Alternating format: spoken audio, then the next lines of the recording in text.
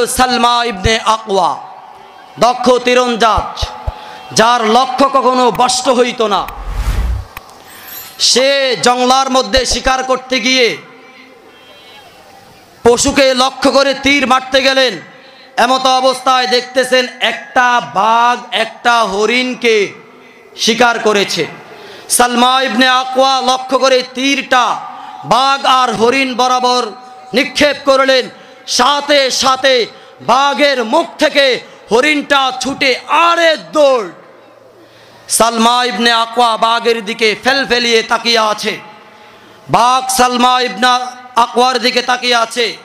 এইবার বাঘ বলতেছে আরবি ভাষায়, হ্যাঁ সালমা ইবনে আকওয়া, তুমি আমার দিকে তাকিয়ে আছো কেন? হ্যাঁ সালমা ইবনে আকওয়া, তোমাকে কে এত বড় দুঃসাহস দিয়েছে?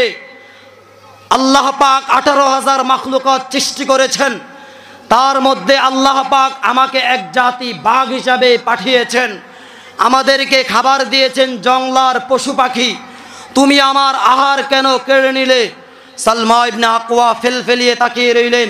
এইবার সালমা ইবনে আকওয়াকে লক্ষ্য করে আবার বাঘ বললেন, হ্যাঁ সালমা ইবনে আকওয়া, আমি বাঘ কথা বলতেছি, এই কথা শুনে তুমি অবাক হয়ে তাকিয়ে আছো, আমি কি তোমাকে এর চেয়ে অবাক করা কথা শোনাবো না? সালমা ইবনে আকওয়া তাকিয়ে আছে। এইবার বললেন, শোনো সালমা ইবনে আকওয়া, যদি নিজেকে জাহান্নামের আগুন থেকে বাঁচাইতে চাও, যাও আমার পিছে সময় ব্যয় না করে মদিনাতুর রসুল মক্কা থেকে হিজরত করে মদিনায় তশরিফ এনেছেন। নবী মুহাম্মদুর রাসূলুল্লাহর হাতে হাত রেখে কালিমা পড়ো, লা ইলাহা ইল্লাল্লাহু মুহাম্মাদুর রাসূলুল্লাহ। সালমা ইবনে আকওয়া দৌড়ে মদিনা গেলেন। অন্যান্য নৌ মুসলিমরা নবীকে প্রশ্ন করেন, সালমা ইবনে আকওয়া প্রশ্ন করে না। সালমা ইবনে আকওয়া বলে, মুহাম্মদুর রাসূলুল্লাহ, আপনি আমাকে কালিমা পড়াইয়া দেন। বলে, তুমি আমাকে কেন প্রশ্ন করো না? বলে, বাঘ আমাকে সুসংবাদ দিয়েছে আপনি আখিরি নবী, সুতরাং আর দেরি করতে নাই। সাথে সাথে পড়লেন, লা ইলাহা ইল্লাল্লাহু মুহাম্মাদুর রাসূলুল্লাহ। ইয়া রব মেরে আঁখু মে সমা जाए मदीना, मुद्दत से मेरे दिल में तमन्नाए मदीना। আল্লাহ পাক রব্বুল আলামিন আমাদের প্রত্যেককে আল্লাহর হাবিবের প্রেম ভালোবাসা মোহাব্বত দ্বারা দিলকে নূরানি করার তৌফিক দান করুক। সকলে বলি আমিন। বলে, ইয়া রাসূলুল্লাহ, আমার সাথে যিনি আসছেন তিনি হলেন মালাকুল মউত আজরাইল। বলে, আজরাইল কেন এখানে আসছে? বলে, ইয়া রাসূলুল্লাহ, আজরাইল আসছে আপনার জান কবজ করার জন্যে।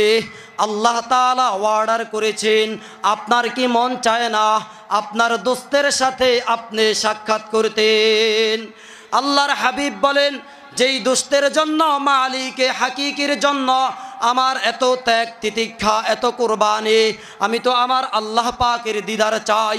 তবে দোস্ত ও আমার জিবরাইল, তোমাকে আমি বলে দিচ্ছি, ও জিবরাইল, আমি তো চলে যাব মালাকুল মউত যার দরবারে একবার আসবে, সে তো না নিয়ে আর যাবে না। ও জিবরাইল, আমি তোমার কাছে জানতে চাই, আমি মুহাম্মদুর রাসূলুল্লাহ যখন চলে যাব আমার এই উম্মতের কি হবে? আমার উম্মতের কি হবে? আল্লাহকে জিজ্ঞাসা করে আসো।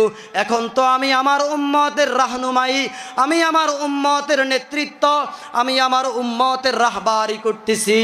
ও জিবরাইল, তুমি আমাকে একটু খবর দাও, আল্লাহকে জানাও আমি যাওয়ার পরে আমার উম্মতের কে জিম্মাদার হবে? জিবরাইল সাথে সাথে রব্বে কারীমের দরবারে গেলেন। বলে, আল্লাহ, আপনার হাবিব তো আসতে চায় না, আপনার হাবিব শর্ত দিয়েছেন। বলে, কি শর্ত দিয়েছে? বলে, আপনার হাবিব বলেছেন আপনার হাবিবের উম্মতের জিম্মাদার আপনার হাবিবকে দেখে শুনে জাহান্নামের আগুন থেকে বাঁচাবে কে?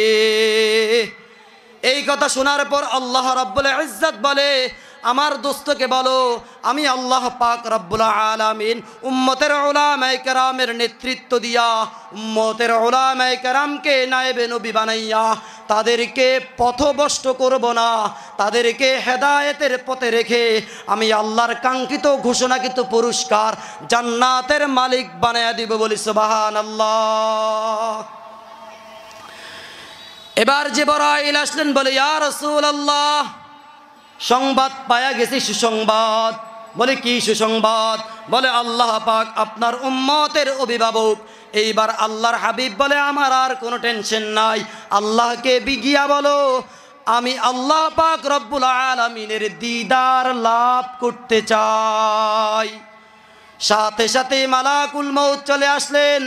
আল্লাহর হাবিব বললেন আল্লাহুম্মা বির রফিকিল আ'লা, উত্তম বন্ধুর সাক্ষাৎ চাই, উত্তম বন্ধুর সাক্ষাৎ চাই। সাথে সাথে আল্লাহু আকবার, আল্লাহ পাক তার হাবিবকে এই জগৎ ত্যাগ করে আল্লাহ পাকের সান্নিধ্যে নিয়ে গেলেন, বলে সুবহানাল্লাহ। পরামুশি চারা কর দি তু আইদুস, কসম আল্লাহ নমি করদম পরামুশ। দিল মেরা তজকিরে কিয়া এক আরবী নে, মক্কি মাদানিয়ু হাশমি মুত্তালিবি হে। আল্লাহর হাবিব চলে গেলেন। আল্লাহর হাবিব যাওয়ার পর সাহাবায়ে কেরাম কান্নার রোল পড়ে গেল। ওমরে ফারুক তার বাড়ি নিয়ে দৌড়ায়, বলে যে বলবি আল্লাহর হাবিব ইন্তেকাল করেছেন তার গর্দান উড়াইয়া দিব। আবু বকর সিদ্দিকের কাছে খবর গেল, বলে ওমর তো পাগল হয়ে গেছে। আল্লাহু আকবার, কুল্লু নাফসিন যায়িকাতুল মাউত সুম্মা ইলাইনা তুরজাউন।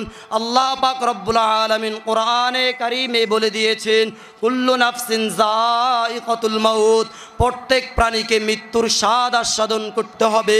সুম্মা ইলাইনা তুরজাউন, আল্লাহ তাআলার নিকট প্রত্যাবর্তন আবার করতে হবে।